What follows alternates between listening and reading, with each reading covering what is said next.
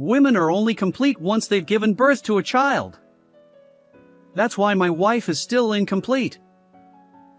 Amidst the gathering of relatives, my husband, perhaps fueled by alcohol, began mocking me loudly.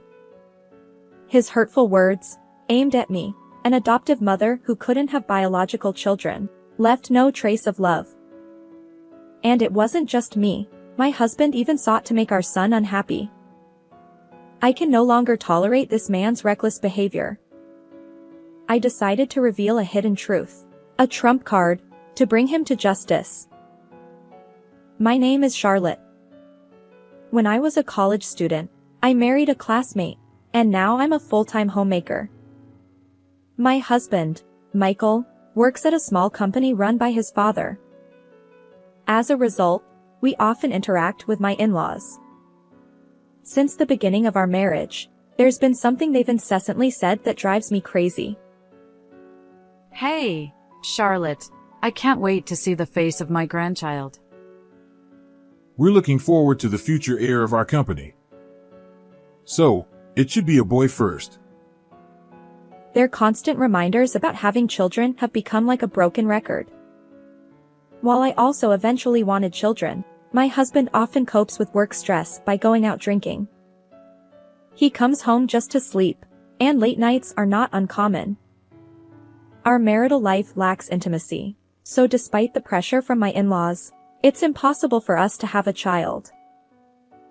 One day, I confronted my husband. Hey, can't you make some time for us? Your parents keep asking about an heir, but maybe we could focus on our relationship? His response was evasive. Oh, you can ignore them. I'll handle it. Right now, work is so busy that I can't think about anything else. No matter how much I tried to discuss things with my husband, he would always dodge the conversation with this kind of attitude, leaving me at a loss. One day, my in-laws visited our home, and we sat down for lunch. The conversation eventually turned to the topic of heirs. You two really need to start seriously thinking about having children. About that. Can you not bring it up so often? I hadn't mentioned it before, but the reason we can't have children lies with Charlotte's health. His unexpected words left me utterly surprised. Wait, what do you mean? Well, I did say I'd explain it properly. Despite the fact that our inability to conceive was due to my husband's frequent absences from home, he shamelessly lied to my in-laws, placing the blame on me. I couldn't believe he would do that. I see. It would have been better if you'd told us sooner. Emotions aside, the conversation continued. However, with this response, there might be no more rushing about having children in the future, even if it's just a pretense on my husband's part. Although I was indignant about it, I chose to remain silent and not argue. However, an heir is still necessary. What if you consider adopting? An unexpected proposal came from my father-in-law. Honestly, I've considered adopting a child. Despite expressing a desire for us to try for a baby, my husband always avoids the necessary tests and other inconveniences. I felt that as long as he didn't change his lifestyle, we wouldn't be able to have children. Even though the company is small, Michael is the heir apparent. So, having a child to continue the legacy seems important. With that in mind, the suggestion of adopting a child didn't seem like such a bad idea after all. But beyond that, I personally longed for children, even if they weren't biologically related to me.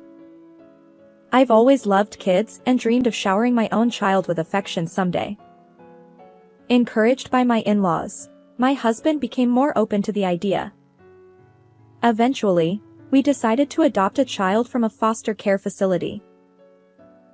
Mom, I'm hungry. What's today's snack? All right, I've got it ready. Wash your hands and come over. Yes. The energetic boy who returned home from elementary school was Liam, the child we adopted. He quickly settled into our family, and now we live together like true parents and a child.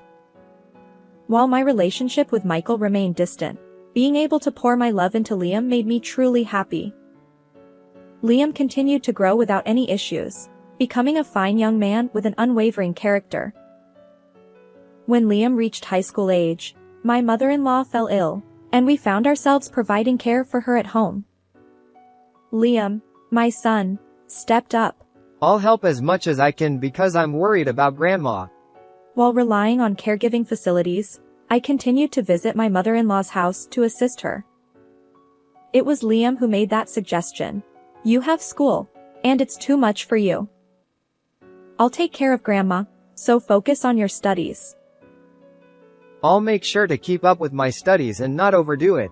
I just thought it might help reduce some of your burden, Mom. Is that not okay? Feeling that Liam wants to help each other as a family, I decided to ask for assistance within the limits that wouldn't interfere with his studies. After school, Liam would head to my mother-in-law's house, actively helping with her care. His commitment went beyond mere familial duty. He genuinely cared about her well-being. I'd always known him to be kind-hearted, but he tackled even the less glamorous tasks with a smile. My in-laws adored him like a true grandchild.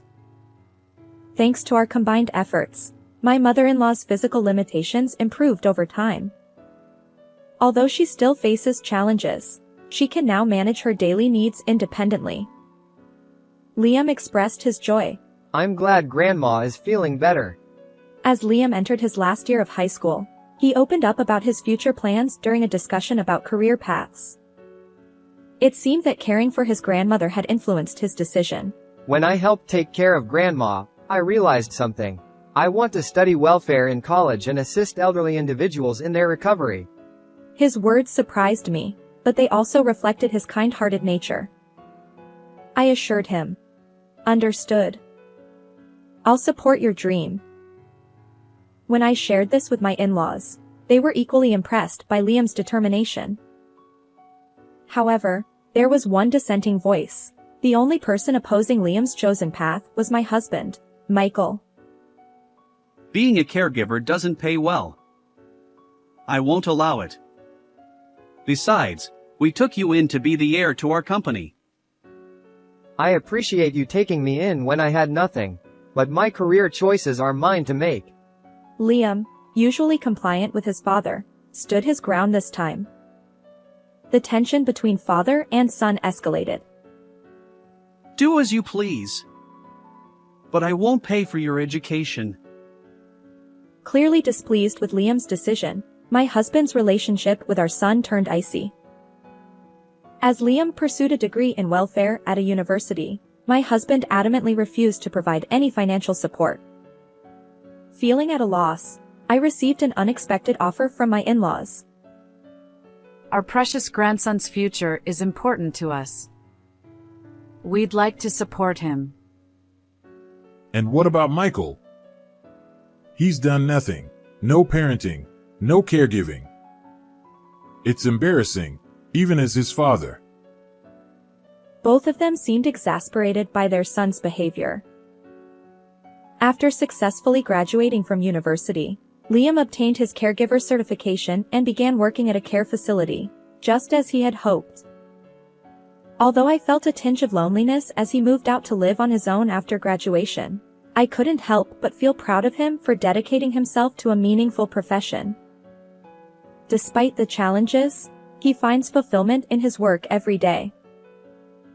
One day, I received a message from my son, saying he wanted to talk. When I inquired further, he expressed his intention to introduce his prospective marriage partner.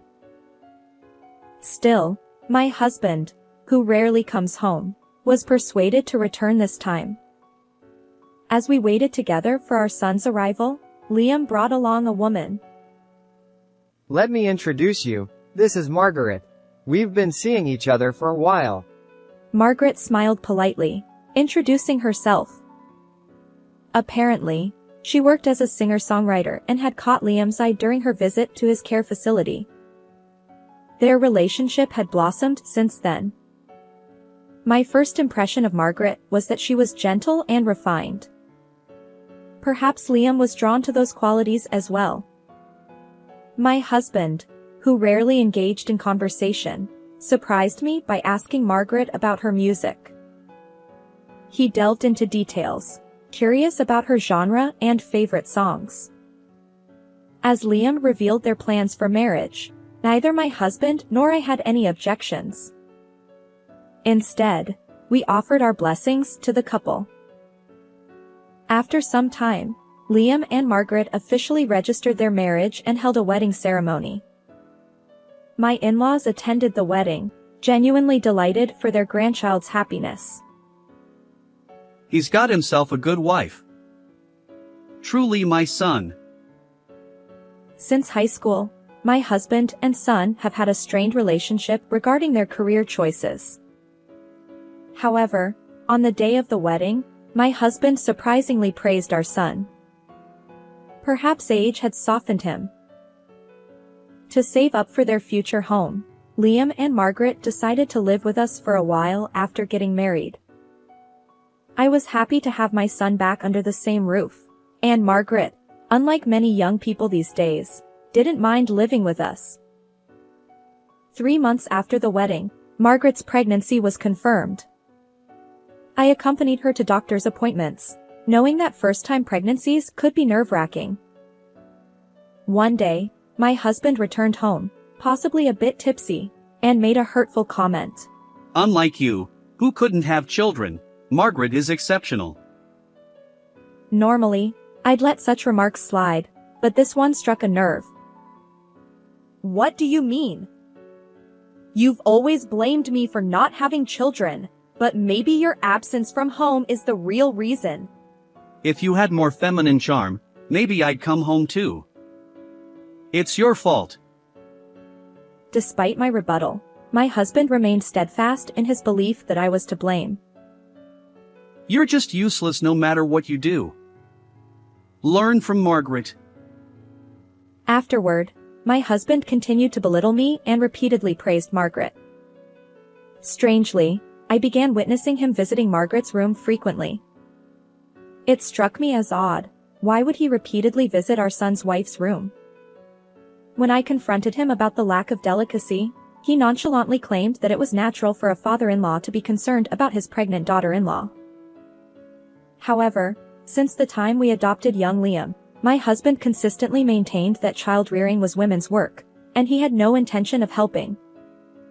His sudden change in attitude seemed remarkably unnatural. The hurtful comparisons he made between Margaret and me only fueled my growing aversion and distrust toward him. Despite our feelings, Margaret's belly continued to grow, and she eventually gave birth to a healthy baby boy. About a month after the delivery, we decided to host a family gathering for Margaret's postpartum celebration and well wishes. Women are only complete once they've given birth to a child. During the gathering with relatives, my husband suddenly raised his voice, praising Margaret. Seeing Margaret cradle the newborn baby, she smiled with a sense of pride. That's why my wife remains incomplete. You've raised an adopted child, but you act so high and mighty. The truth is, you haven't given birth. In contrast, Margaret has given birth to a son.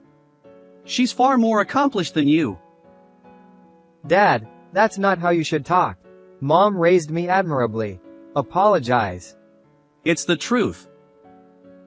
Enough, Liam. Arguing with this person is futile. He's always lacked common sense and never considered others' feelings. What?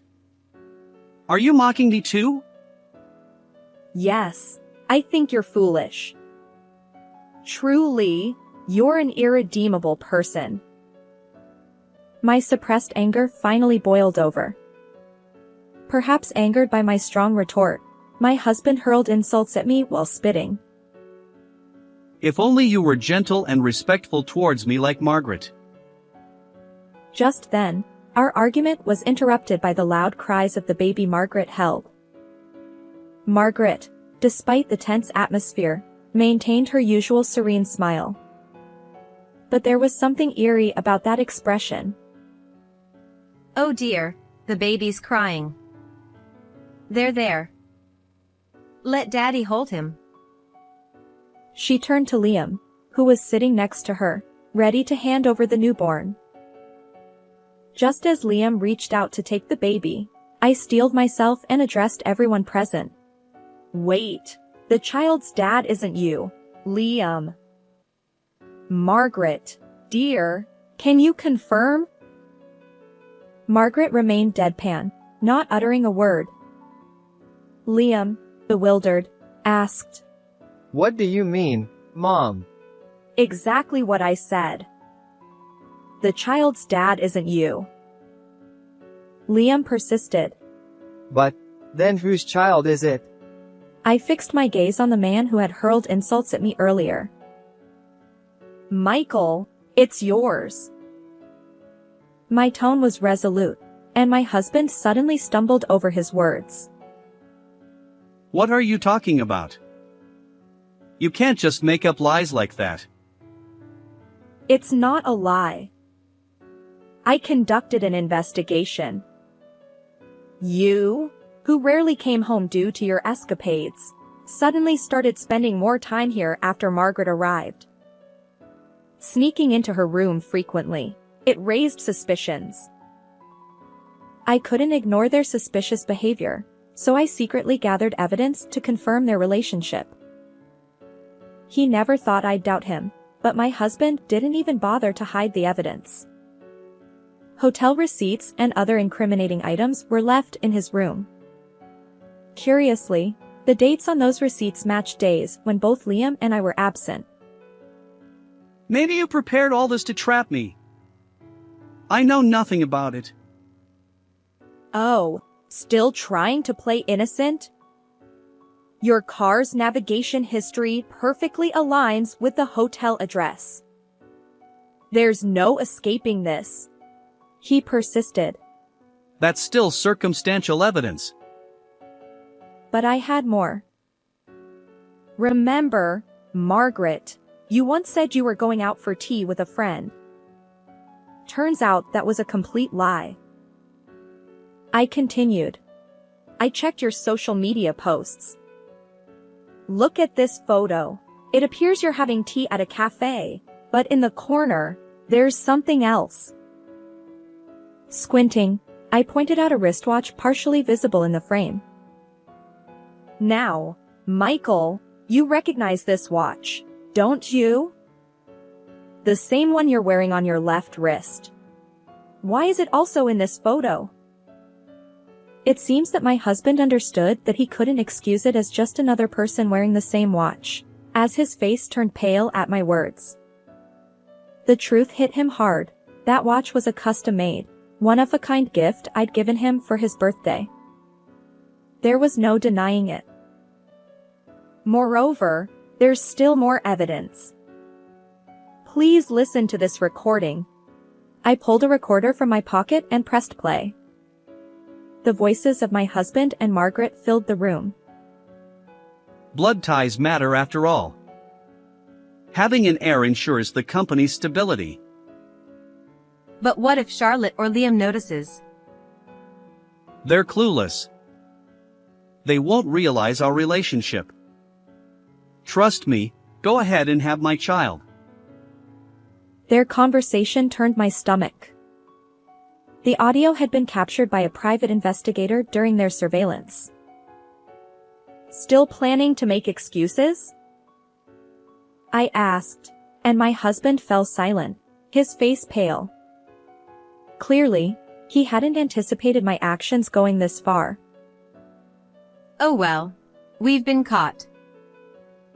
Margaret, on the other hand, seemed unfazed. I don't mind that it's been discovered, and I've been hinting at it on social media. But I never thought that Charlotte would notice before Liam did.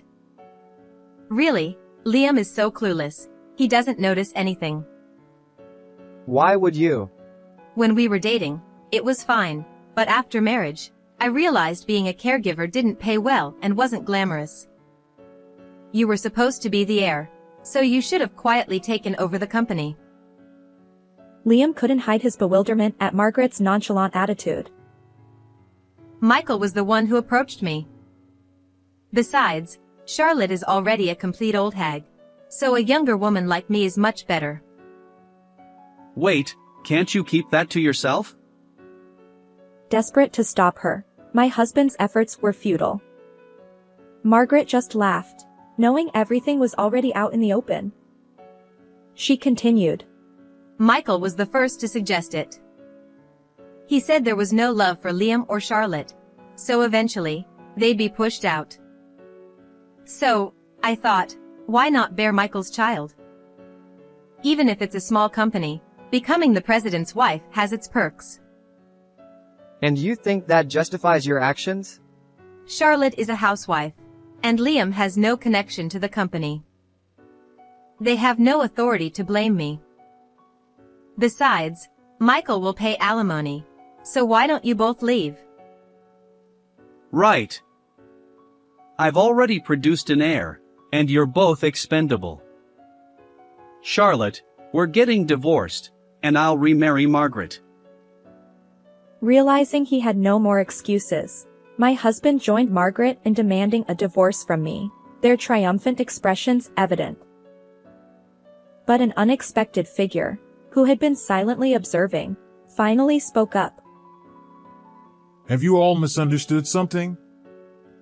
Who said we'd let those who deceived my precious daughter-in-law and grandson inherit the company? His stern expression conveyed his anger. What are you talking about? My biological child is obviously a better heir than Liam. That's the misunderstanding. Our company is meant to end with my generation. All this talk of heirs and bloodlines. It's just your assumptions. Ending the company? What are you saying? This isn't what we agreed upon. Margaret, who had been smirking, suddenly erupted in hysteria. Did you think I hadn't noticed that you're slacking off at work? Useless? While I wouldn't hesitate to entrust the company to Liam, I won't sacrifice my grandson's dreams just to keep the company afloat. According to my father-in-law, my husband had been taking advantage of his position as the owner's son and not putting in much effort at work. Seeing this attitude, my father-in-law gave up on passing the company down to him and decided to close it during his own tenure. But how heartless to make such a decision without telling me. What are you saying? If you had worked diligently and prioritized your family, we wouldn't be in this situation. It's all your own doing. My husband fell silent, unable to argue further under my father-in-law's stern reprimand. Margaret, too, seemed shocked by the turn of events, standing there in disbelief. Eventually, unable to withstand the cold stares from other relatives, the two of them hastily left the scene. As for my husband, his scheming was exposed, and he ended up losing his job. Of course, I kicked Margaret out of our home along with him, but neither of them ever offered an apology to us. I heard through the grapevine that my ex-husband attempted to find a new job after our divorce. Unfortunately, lacking significant qualifications and work experience, he struggled to secure a full-time position and ended up doing day labor jobs. Their child has been entrusted to Margaret's parents, and it seems that she herself works at night. The relationship between my ex-husband and Margaret has become strained, and it seems like divorce is imminent. Despite our divorce, I've maintained a relationship with my in-laws. They apologized for pressuring me to have an heir in the past. But thanks to that, Liam, a wonderful son, became part of my family. So, it's all okay. I reassured them with a smile, and they tearfully agreed. Liam, though initially affected by the incident, is resilient. I believe he'll eventually find someone he can truly trust. While there's no blood connection between me, my in-laws, and Liam, We consider ourselves a family and will continue supporting each other. How did you find this story? If you enjoyed it, please consider subscribing to our channel. Let's meet again in the next video.